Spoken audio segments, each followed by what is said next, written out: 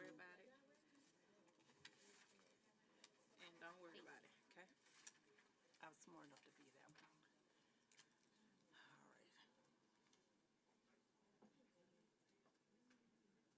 Oops, oops, oops. Like that.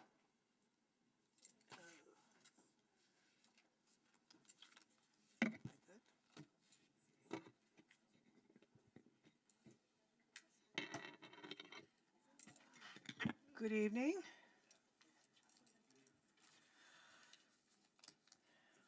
Our monthly work session of March 24th, 2026 is now called to order at 6:40 p.m. Ms. Vaughn, roll call, please. Dr. Harvey, Present. Ms. Foster, Present. Mr. Hikes, Present. Ms. Jones, Here. Mr. Marston, Present. Ms. Hubbard, Dr. Collins Adams. Here. We have a quorum. I move to approve the agenda for tonight's work session. Second. Roll call.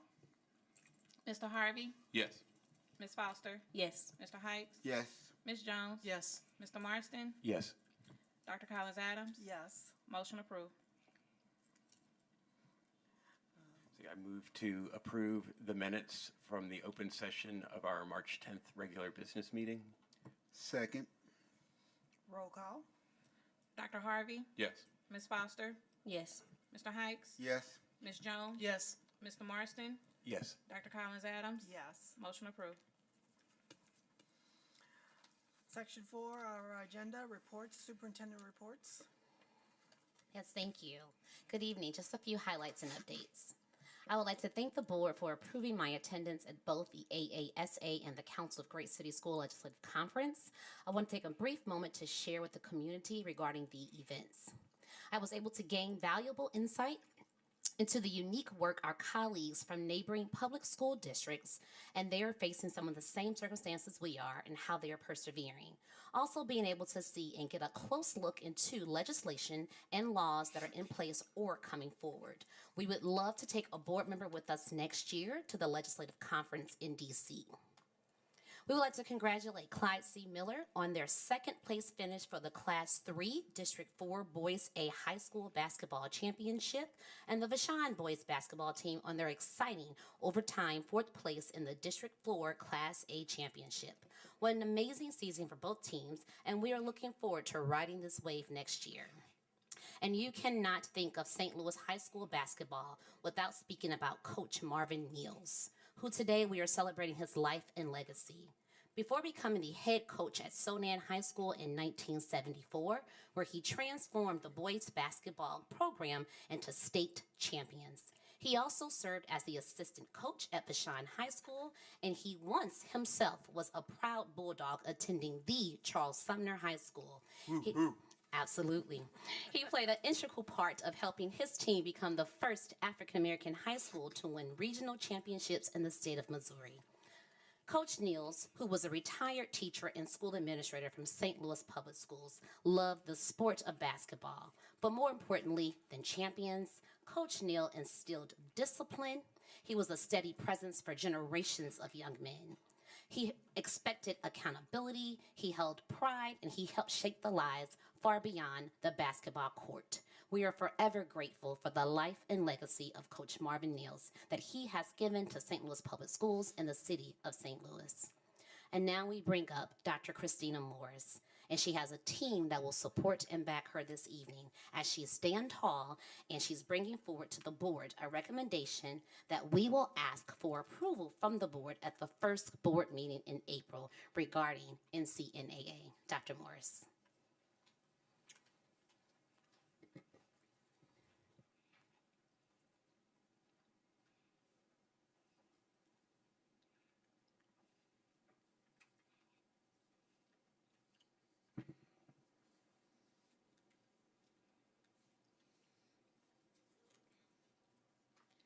Hi, good evening, members of the board, Dr. Berry, members of the listening public. We are really excited to have Ms. Christina Morris, the principal at NCNAA K-5, come and speak to us this evening about some updates that we have regarding enrollment and some recommendations for some future planning. As you're aware, we start all of our presentations being grounded in our strategic values of the Portrait of a Graduate competencies as well. Ms. Morris exhibits every single one of these values as she stands before you today.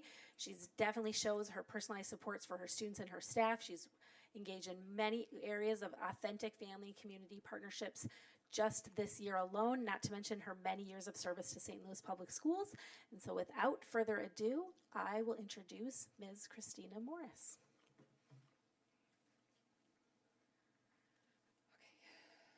Good evening, members of the board. Thank you so much for allowing me this time to speak with you this evening. It's with a heavy heart I stand before you tonight to present the information regarding the current reality and the future of Naheed Chapman New American Academy, where I have served and had the pleasure of being there for over 8 years. It's not easy to stand here tonight. I care deeply about the students, families, and staff who have built and supported this school, and I have seen firsthand the impact it's had on New American students. At the same time, part of leadership is being willing to look honestly at the data in front of us and make thoughtful decisions that allow us to continue serving students, not just today, but into the future. Today, I'll provide the board and the community with an update on Naheed Chapman, including current enrollment trends and how those trends are shaping the considerations for the school and the program structure moving forward. Before discussing the program's current status, it's important to acknowledge the impact and the purpose of NCNAA. NCNAA has created a strong and supportive soft landing for new American students who are new to the country and the community. Staff have worked intentionally to create an environment where students feel seen, welcome, safe, and supported academically and emotionally as they adjust to a new language, new culture, and new school system. The school has also played an important role in helping families navigate language barriers, cultural transitions, and the educational system, ensuring that students and families feel connected to their school community, as well as providing supports to our families who are also adjusting to life in the United States. The purpose of today's update is to inform and share the current enrollment trends and discuss how SLPS can responsibly align resources while ensuring students are in a learning environment that supports language development, peer connection, and a strong sense of belonging. With all that context, I will share the current and historical enrollment data that's informing this presentation.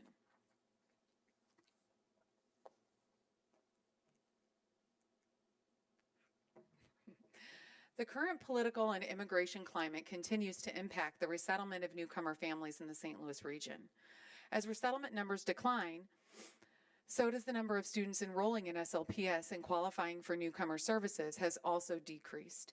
Through ongoing communication with resettlement agencies, we have learned that resettlement in the region has remained stagnant and is not expected to return to previous levels in the near future. The table shown here reflects our historical registration of the elementary newcomer students, and it illustrates the downward trend in the newcomer registrations during the 25-26 school year. At the beginning of the school year, NCNAA enrolled 31 newcomer students. These students will transition to K-5 schools at the end of this school year, and at that time, NCNAA has currently not enrolled any additional newcomer students into our school. This directly impacts newcomer student enrollment and programming at NCNAA, and given these current enrollment trends, we began identifying a recommended path forward. The recommendation being brought forward reflects a collaborative approach. We had a listening session with NCNAA staff, and it was conducted to gather all of their perspectives. Based on these conversations, along with current enrollment trends, the recommendation is to transition the newcomer school to become a program or a school within a school at Malamphy. Under this model, the newcomer program would be located at Malamphy within its existing school building, rather than operating as a separate facility. Malamphy currently serves as an elementary ESOL learning center, making it a strong location to support this work. The goal of this approach is to preserve the core elements that make the newcomer program effective while adjusting the structure to better reflect current enrollment realities and responsible use of resources. During the listening session, staff identified several essential elements that must be preserved. Teachers with expertise in newcomer instruction and language development. Learning environments that foster safety, belonging, and stability. Practices that honor and respect students' cultural identities. collaboration among staff with experience supporting newcomer students, and the wraparound services that support both students and families navigating the community systems. This recommendation is designed to maintain the strengths of the program while adapting the structure and location to meet our current enrollment trends. Supporting our students, staff, and families. First, our students. New American students and their needs remain at the center of this work. Under a school within a school model, come on up. Yeah, come on. Under a school within a school model, newcomer students will continue to receive the core supports that are essential to their success, including specialized language development instruction to accelerate language acquisition, targeted academic supports designed to help students access grade level content while building foundational skills, and social emotional support to help students adjust to new school systems, community, and culture. This model will continue to provide intentional learning environment where students feel safe, supported, and understood by educators who are experienced in working with newcomer students. At the same time, students will benefit from an expanded opportunities within the larger school environment. Our staff.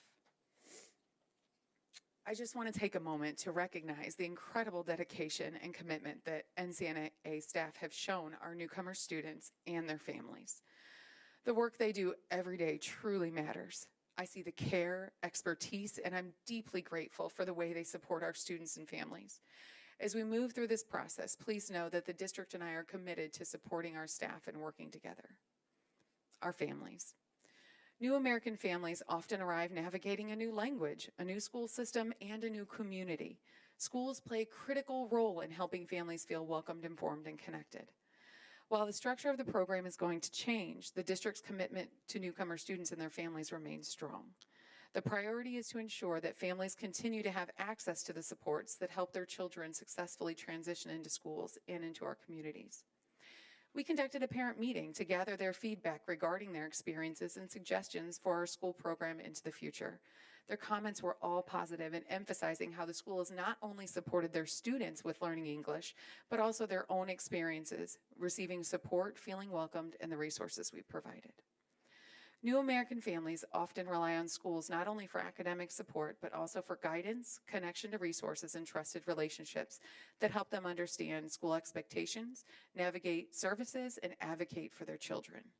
As we consider adjustments to the structure, our goal is to preserve the elements that make this program successful, including culturally responsive practices, strong family engagement, and coordinated supports that help both students and families feel safe, supported, and connected. Thank you. So I just wanted to give a brief overview of what HR does to help to support our staff during the reassignment process. So for our certified staff, we will provide them a list of vacancies matching their certification, and then allow them to pick 3 to 5 choices, and then we will place them based on their seniority. And then for our non-certified staff, we would also provide them a list of vacancies if there are multiple vacancies in their area, and then those two are also placed by seniority. So I just want to give that information about how HR is supporting our staff.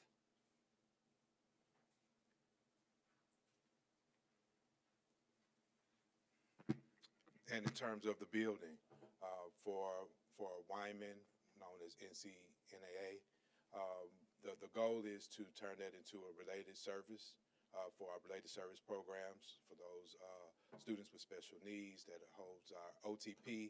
That's our in terms of just where we provide the services for students and identifying students for any special needs. And in addition to that, the slides are coming. We also have plans, and you'll see the slides, they're coming up, for both our other 2 facilities, which are both Pruitt and Mitchell, which is formerly where KIPP was located. They'll be closing out at the end of this school year. June 30th will be the time that they'll be leaving the facility.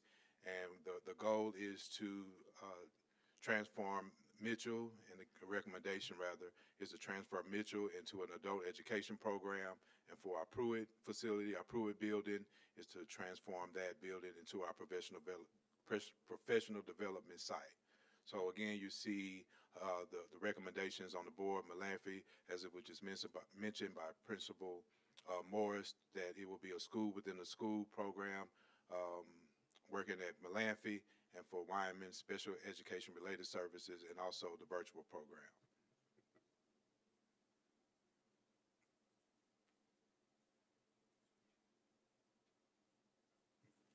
Thank you, and that concludes our presentation. Any questions?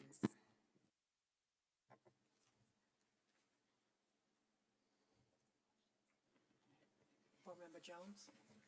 I want to thank you for the recommendations on the schools and how you considered transforming them into something that the community could use, and I really appreciate that. Instead of always saying we're going to close, we're offering more resources to the community, and you just don't know how much I really appreciate you doing that. Thank you. I particularly like the adult education program that you're recommending, so that's going to be really good. Board Member Marston? So my son tutors two brothers through Welcome Neighbor STL who were in the Nahed Chapman program at Roosevelt. So, and I know how much it meant to them. So I just want to say thank you to all of the Nahed Chapman staff. I wish the world were different. Yeah. It's really sad that so many of our, that we haven't had registrations and that things are happening around us that won't allow that. So we just have to hope and pray that things will get better.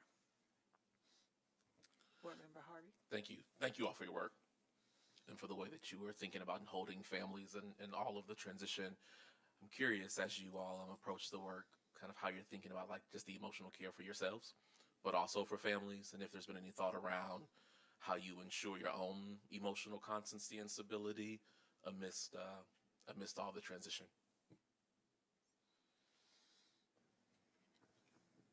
Okay. Well, we've been collaborating as a staff. I'm very, connected with the culture that happens in our building. So we meet frequently as a staff. Like we said, we collaborated, came up with ideas together because we really feel as though any direction that our school is going to go, we needed to decide it together and move together. And so they've been a part of it the whole way. And so even the answers are not always the ones that we want, but we know that they're answers that are going to move us forward and that we can all work together to make sure that our families are getting settled, that they're in the right communities, we're working with the right people, so collaborating with the staff over at Malamphy and just making sure that they all have that safe landing. Right now, all of our students were going to transition out at the end of this year. So that was already taking place and that's already happening. I think it's more about the staff. And so as HR already talked about, we're working closely with that. Again, we've had members of HR that have already come and started talking with our staff. So I think they've really felt like they're being seen and heard this time. So it's very helpful. It feels good. Thank you. Any additional comments or concerns or? Well, my grandmother always said, trouble don't last always. So we got this.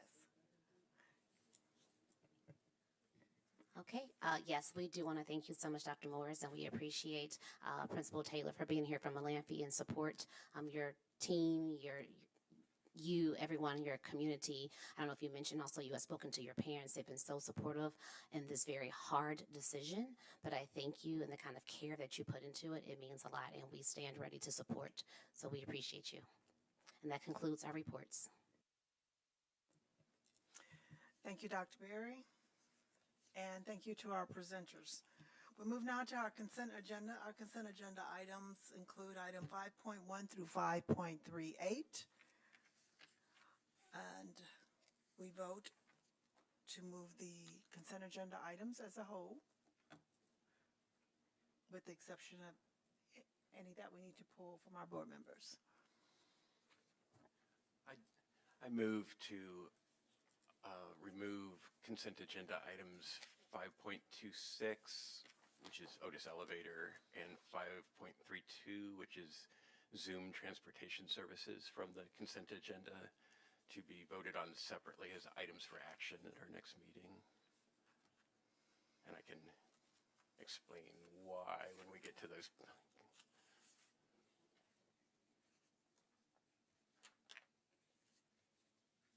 That was item 5.26 and what? 5.26 and 5.32. Okay, thank you.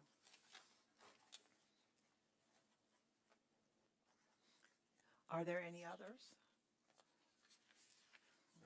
Should we need a second on that? This is just, I'm making these changes, so it's not, I'm moving them forward, so when we move them, I know where I'm moving them. So, Okay. no, we don't need an official vote for that. Okay, cool. Thank you, Ms. Vaughn. All right.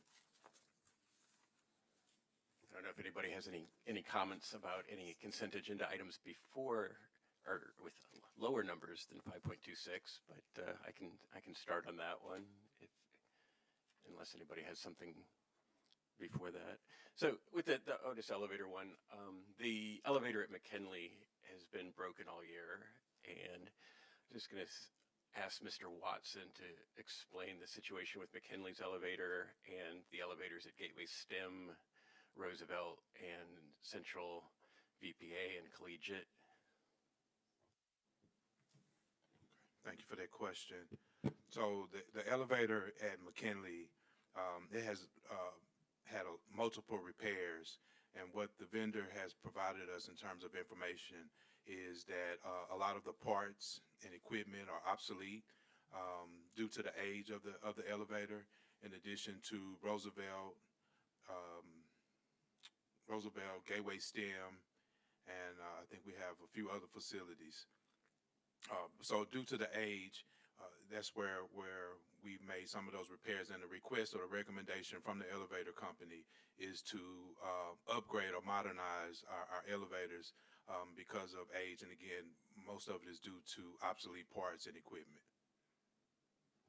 Yeah, that makes sense.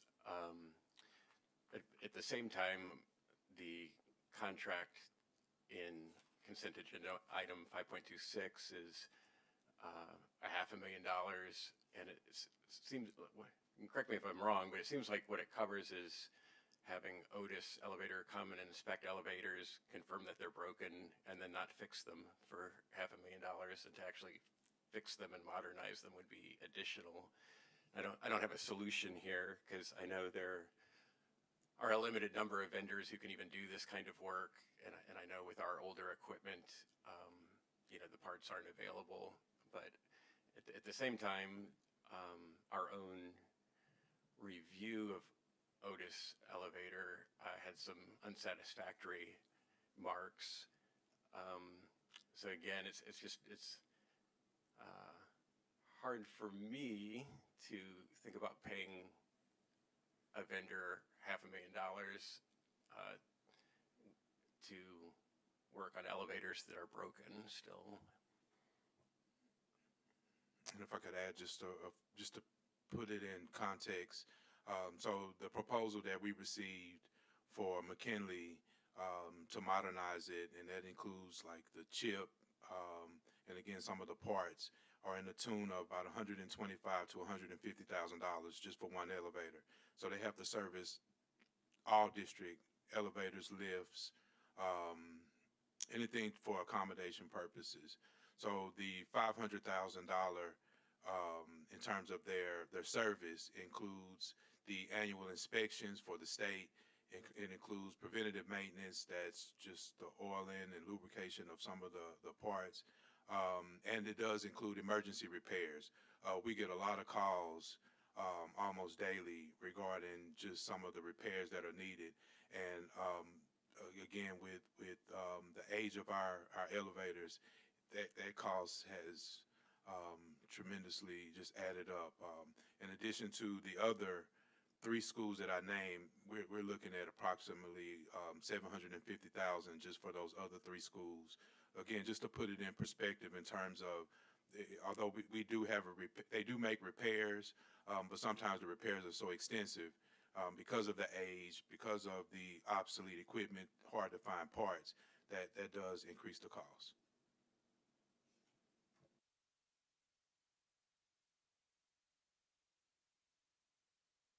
As opposed to the cost of a new elevator. Tell them what that would really cost. The cost for a new elevator is between, Director Graffin Reed,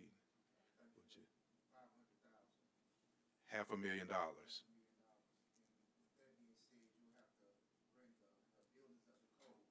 Right. Because you can't you can't put a new elevator in a shaft that was built for a 1923 elevator.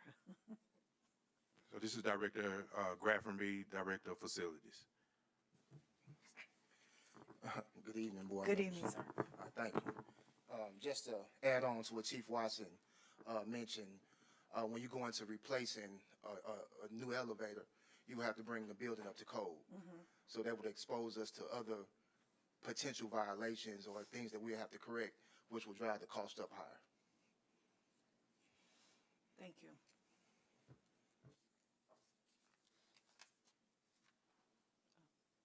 Any additional, Mr. Marston?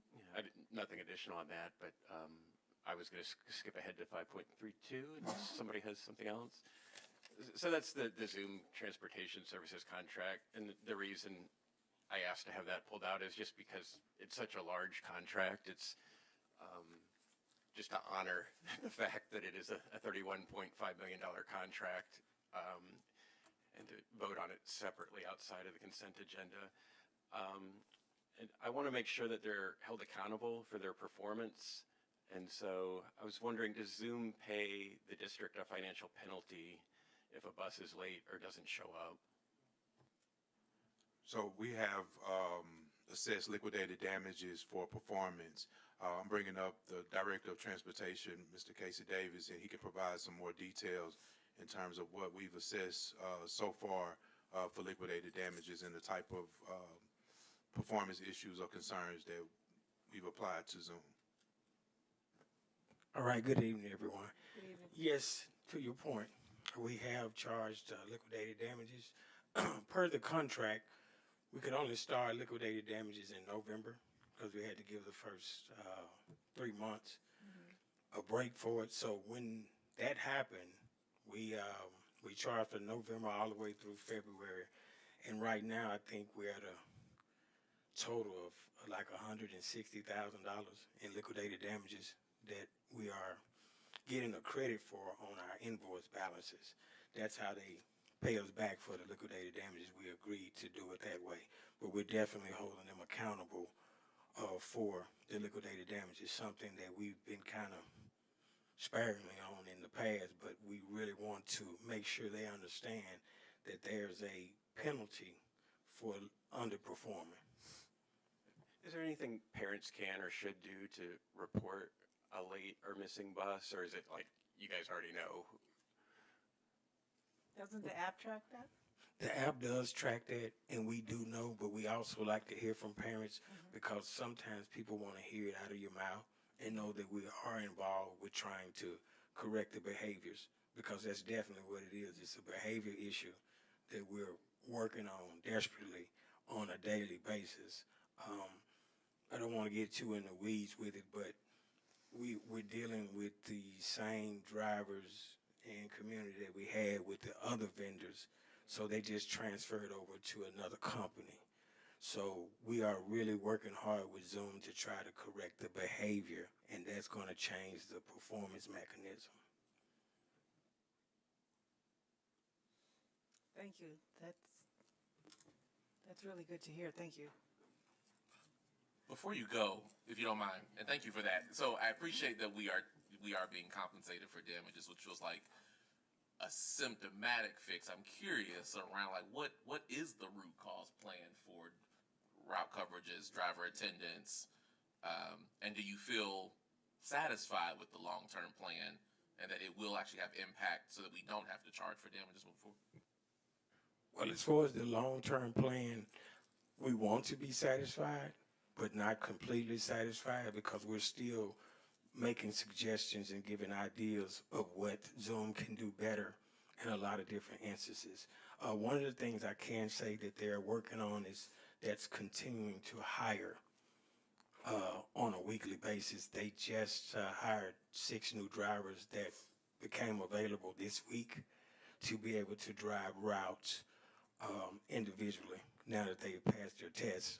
One of the main things that we focused on is making sure that we're holding them accountable for corrective action for the drivers that are your habitual offenders when it comes to attendance and behavior issues. And it started out pretty slow with them getting on board, but over the last 30 days, they've showed a consistency with making sure that they're eliminating the issues. But we have to keep in mind the driver base when it comes to buses and shortages is very bad in the nation, period. So we have to be careful about how we just get rid of, you know, because we still have to run the buses that we do have. And even though, you know, we want to do it that way, our children still need to get home, even if it's delayed or they're behind. We still got to get them to school and get them home. Yeah, I can definitely appreciate that. Thank you for that. With the 6 being hired, where does that leave the current vacancy in order to be able to see improved performance? So over the last 30 days, we've gone up in on-time performance about 3.5%, which is major for a 30-day change. So I do see them hiring more over the summer to really give us that ramp up for the 26-27 school year. We have roughly, 40 days left in the school's year this year. So we're trying to maintain what we have because we don't want to go back to where we were over 30 days ago. Right. So I talk to them on a daily basis to make sure that they understand that we need them, but at the same time making sure that we're holding individuals accountable. Yeah, thank you for your work. I appreciate you. Appreciate it. Do we provide training throughout the school year, through, you know, every month maybe, some things that would actually work with their ability to be able to serve the community? Not just how to drive the bus or getting their routes done on time, but what that actually means to the community to have them engaged in those routes, those families that they connect with every day. Right. We do a good job with trying to engage the community. We have some plans in place for the future to be more effective with what we're doing right now. Just as of yesterday, I spoke with Zoom about their community engagement and making sure the drivers truly understand the mission instead of it just being a job. Because a lot of times drivers may kind of veer away from what they're really here for, and that's for the kids. And when they understand that better, that allows them that commitment to come to work daily to make sure our children get transported. So that is something that's ongoing that we are working on to make sure that it's what we would consider a permanent type training more than a case-by-case basis training that we've been doing throughout the year just to try to maintain and just keep our composure. Thank you. And if I may add, I want to make sure we answer Dr. Harvey's question around the vacancies. So currently we run around 225 routes, 226 routes. So we're able to cover those routes with the number of drivers. It's the spare drivers that Director Davis, in terms of those, and it's generally around a 10% margin. So those additional 22, 23 drivers that will support whenever there's a no-show, a driver no-show or any driver attendance issues, those substitute drivers is what we're really trying to build up our pool so that we can continue to run routes in the event that some drivers are absent. But we're looking at around 225, 226 drivers that do show up to cover all of our routes when they show up. Thank you, Chief Watson. And in addition to that, we had a fireside chat with our Parent Action Council, and what also came up was that we were noticing, according to our parents, that many of our routes that are centered around our North St. Louis were experiencing some of the shortage regarding drivers. And so I've asked Chief Watson for us to be able to have a meeting and speak with Zoom and the drivers themselves so they can hear what our community is saying about why they're not showing up, and so they can see and hear from us, so they'll be understanding there is a face behind the actions, and so we're hoping to have more interaction with the Zoom drivers themselves.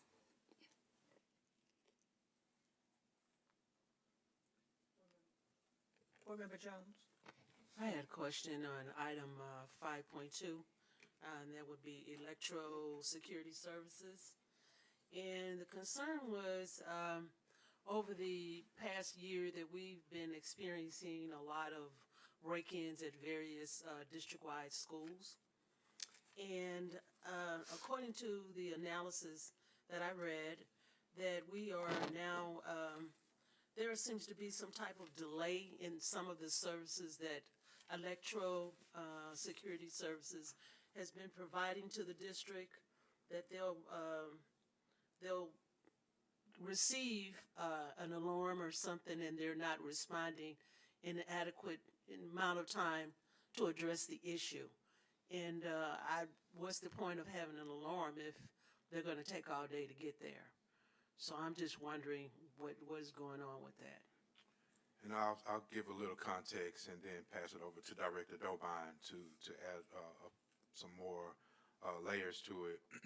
A lot of because this is a new vendor, this is the first year of this particular company, and the changeover process in terms of the systems, although it definitely doesn't excuse the delay, but I know we've added a lot of, whether it's the equipment, I should say, such as the video file equipment, those are our monitors, our cameras, even our alarm pads are practically new. Now, generally when someone comes on the premises and they trip or they trigger the alarm, they then call our dispatch, our safety and security, and at that point, safety and security responds when we have the coverage from our safety team. But Director Dobine. Thank you all for having us here, and thanks for that question. I appreciate it. So it is a new company that is taking over this contract, and what they do, so we receive the alarms, and depending on the hours, like our officers actually respond. So we have an evening patrol, we have a night patrol, and then we've actually taken from this company, we respond on the weekend. So it's actually our officers that are responding once we receive the alarm. And we've changed it where the monitoring company will call our dispatch 24 hours, and we've transferred those calls to our cell phone, and our officers actually carry those cell phones and we respond. So another question was, does this company provide drone security as well? No, ma'am, they don't have drone. They're trying to come up with a different type of sensor where it's like the rays, where it'll pick up the alarms. So we're in negotiation with them discussing that now. Okay. The sensor beams, it's the sensor beams, like the red sensor beams. So we're constantly trying to come up with new ideas to making sure that our schools are safe. Because I hear you, and we're trying. We really are trying. Like even with, we put video files on some of our electric boxes because we noticed that has been an issue with some of our sites, the closed building. So once this new company identifies there's a potential break-in and they contact you, whom else do they have to contact? Because I don't hear much about the people. There have been a lot of break-ins, but I don't hear about the prosecution of anyone, especially with many of the thefts being close to maybe a couple $100,000 or what have you, and it just goes like it was nothing. So when we actually catch someone in the building, we have been prosecuting them. Even so, sometimes our lieutenant will go. We've even had Chief, he'll go down to the circuit attorney's office if we actually catch them. And then some of them have been juveniles who actually go in there to take pictures. So, but we still, give them trespass notices. If we actually catch someone, we have been prosecuted. So are they the ones who are responsible for putting up notification, or if someone in the community sees something going on in the schools that they can call? Do they call Electro, or do they call SLPS security? They will call Electro because they have their signs posted on the buildings. They will call Electro, and then Electro will notify us. And we've even had a resident over by Farragut that would actually call the 865-2020 number or call the alarm monitoring company. So some of the neighborhoods have been reaching out to us, the residents, yes, ma'am. So can we, if we don't see those signs, because I don't recall seeing the phone number, you know, and It's a red sign. I think most of our, you haven't seen. Can you let us know which buildings that? I will. And I'll make sure. Yes, ma'am. Yeah. All right, thank you. Yes, ma'am. Thank you. And Board Member Jones will also make sure to get that number on our website. I'm curious, following Ms. Jones' thought, what's the average response time once notified? Depending on the location, they should be getting there within like 20 minutes, depending on where they're coming from. Because especially if it's us, we always have like the evening patrol is 3 officers, night patrol is 2 officers. So depending on the location that they're at and the alarm that they receive, that's based on the time that they'll respond. And if I may add to more what Director Dobine, was one of the recommendations for us to have a north side hub at Beaumont was to reduce that drive time to respond to some of those incidents that happen. Currently, where our safety and security is housed, if we get a call on the north side, it's just that travel time to get to the north side of the north facility. But by having that additional hub site, would allow for our response time to be hopefully cut in half. That's correct, Chief. And depending on the time of the day, like if it's during the day, we have officers citywide. So we have officers south, central, and north. So it just depends on where the call is and where they're at.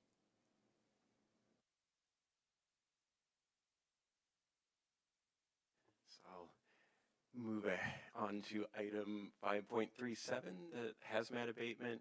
And my question is whether this includes asbestos abatement for the 16, soon to be 17 buildings that we have listed for sale.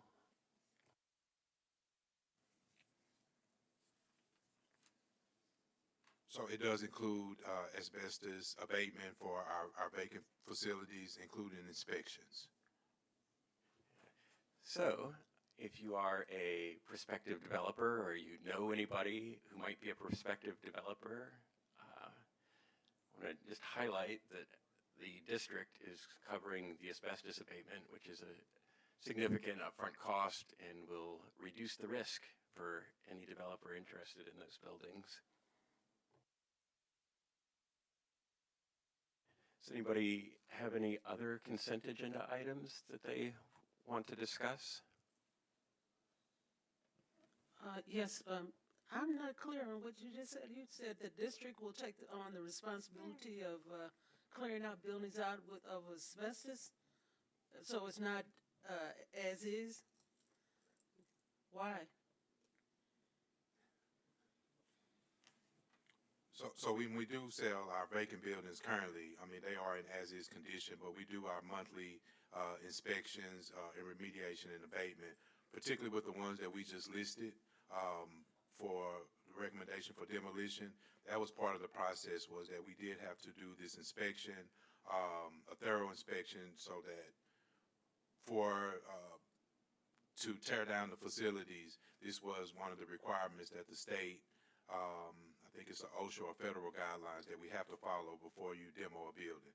But even for our closed buildings, we still do the 6-month inspection so that any potential buyer, they would know what hazardous materials are in those facilities, in those buildings.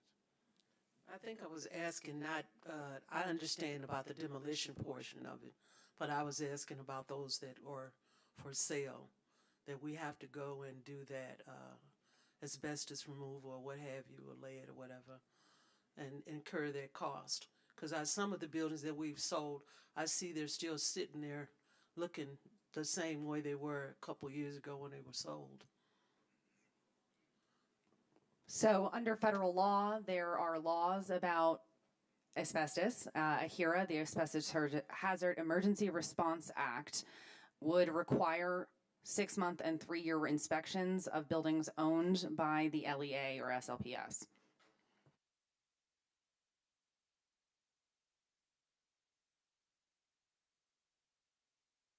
Because we still own it, so. You're talking about the ones that are already sold? The ones that are already sold, just say for instance like Baden, it still looks the same and we sold that building.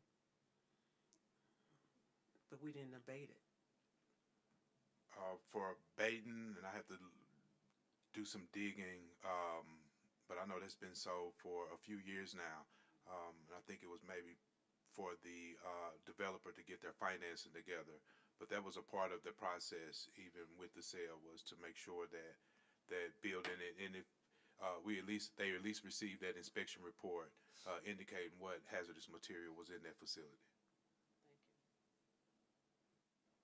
When that occurs, so is it a part of the deal that we are, if we're responsible for it, that financial responsibility is then taken out of the cost of the building? So in other words, that our profit is less because we agreed to allow them to purchase it without us doing the abatement, but we already know what it would cost us to be able to do it.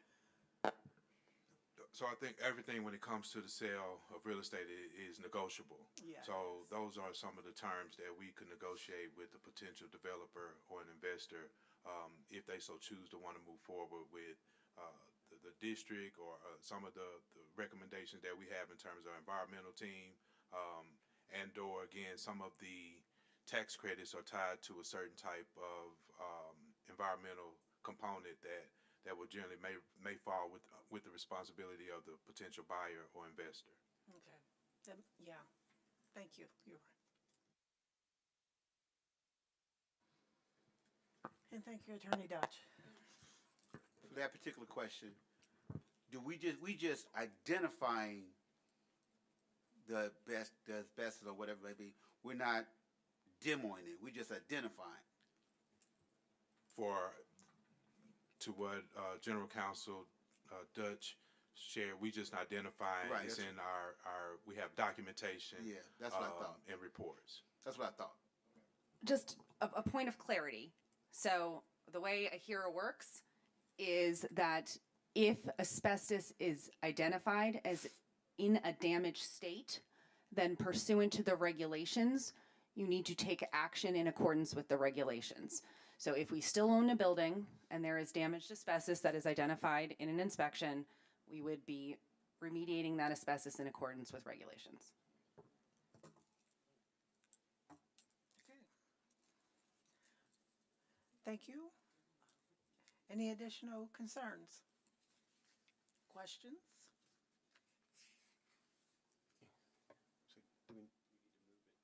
Yeah. I stepped out, so Mr. Morrison, are we ready to move forward, or?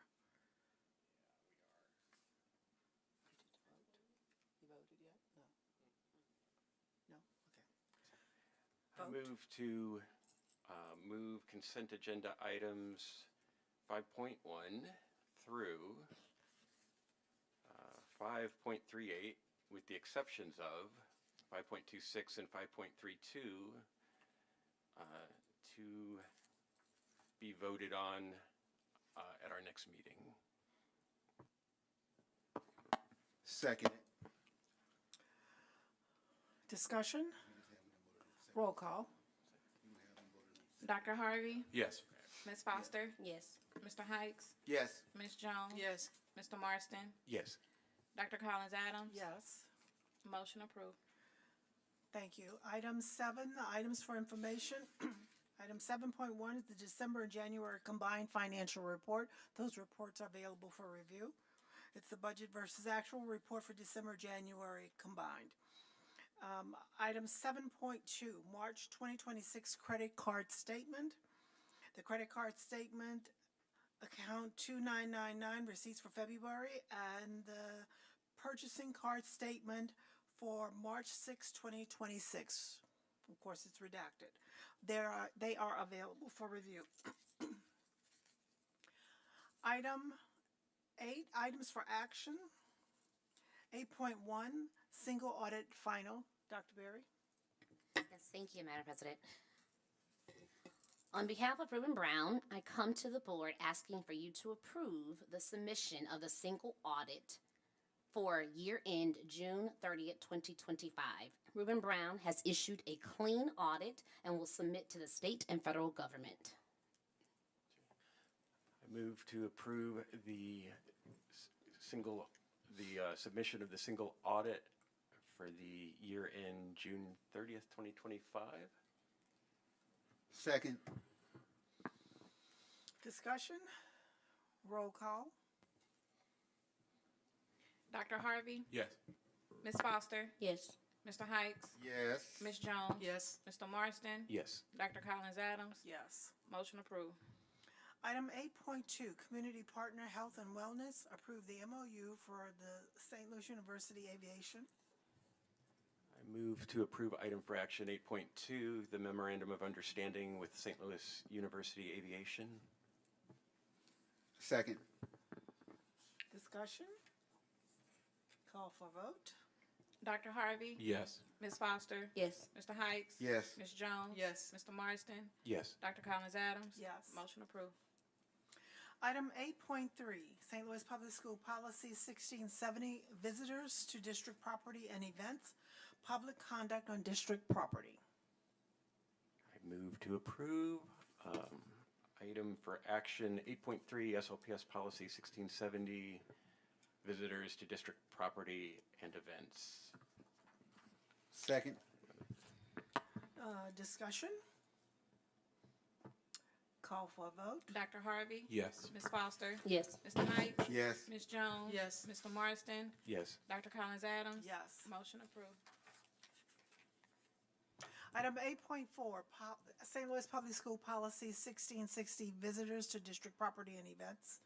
I move to approve item for action 8.4, St. Louis Public Schools Policy 1660, Visitors to District Property and Events. Second.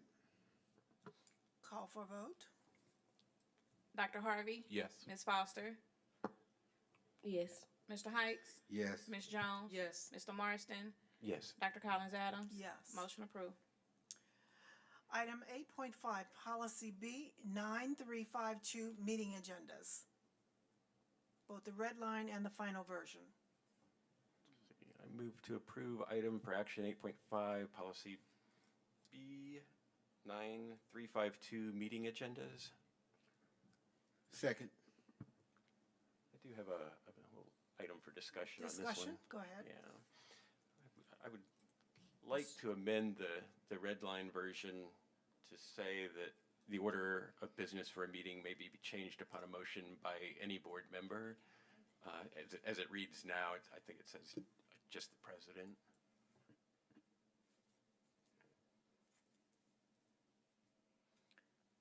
That's under the red line? So these are being brought before the board as a result of a settlement from a litigation. And as a result of that litigation, the negotiated policy was as such.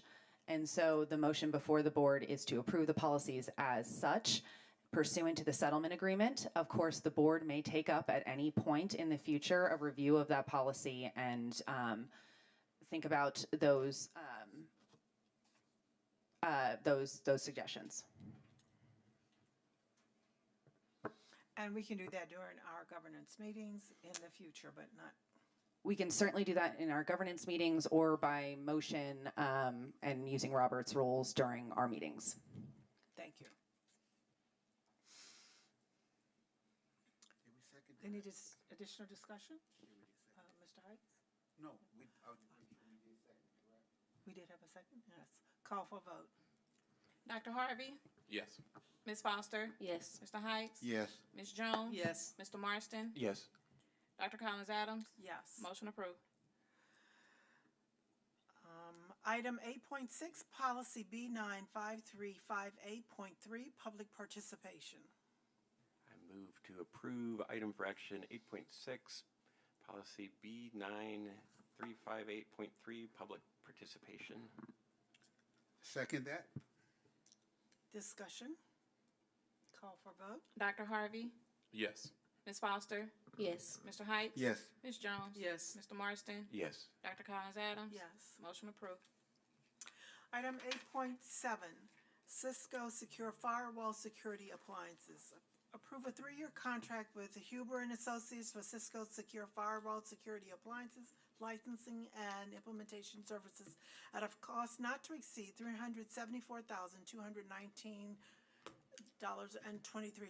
The solution replaces legacy firewall infrastructure and strengthens the district's cybersecurity posture by providing advanced threat detection, where am I? Intrusion prevention and web filtering capabilities. This upgrade enhances network protection for district systems, student data, and instructional technology resources. This purchase utilizes cooperative purchasing through the OMNIA Partners Contract. Move to approve item for action 8.7, to approve a 3-year contract with Huber and Associates for Cisco Secure Firewall Security Appliances, licensing and implementation services at a cost not to exceed $374,219.23. Second. Call for discussion. Vote. Dr. Harvey, Yes. Ms. Foster, Yes. Mr. Heights. Yes. Ms. Jones. Yes. Mr. Marston, Yes. Dr. Collins Adams. Yes. Motion approved. Item 8.8, February 2026 check register. Consolidated check register for the month of February 2026. I move to approve item for action 8.8, to accept the consolidated check register for February 2026. Second. Call for a vote. Dr. Any discussion? I'm sorry, call for a vote. Thank you. Dr. Harvey, Yes. Ms. Foster, Yes. Mr. Heights. Yes. Ms. Jones. Yes. Mr. Marston, Yes. Dr. Collins Adams. Yes. Motion approved. Item 8.9, graduation venues. Both DocuSign and the bar has been resubmitted. Before we vote, before we even have a motion, Dr. Berry, both are resubmitted? So these were actually submitted in August along with several others. And what happened is apparently something within the DocuSign system didn't actually record them. So did we ever vote on it in I think it August was- when we had it? We can't find any evidence that it was, but it was submitted and then lost, I guess, in the system. As the contract came up for a signature, when we went to add the approval number, that's when we realized that it somehow got lost. But we haven't lost any venues as a We result haven't of- lost any venues Okay, as I of just this wanna make time, sure. but we resubmitted exactly the same things that had gotten started last time. So Thank you. I apologize that it took us so long to find No. this. And what we are finding is that a few of our bars that we're submitting, this one on here today, that was submit and somehow it's getting lost in the space. So Chief Mitchell is actually going to look to see if there's other systems out there like DocuSign that we could potentially look into. Okay.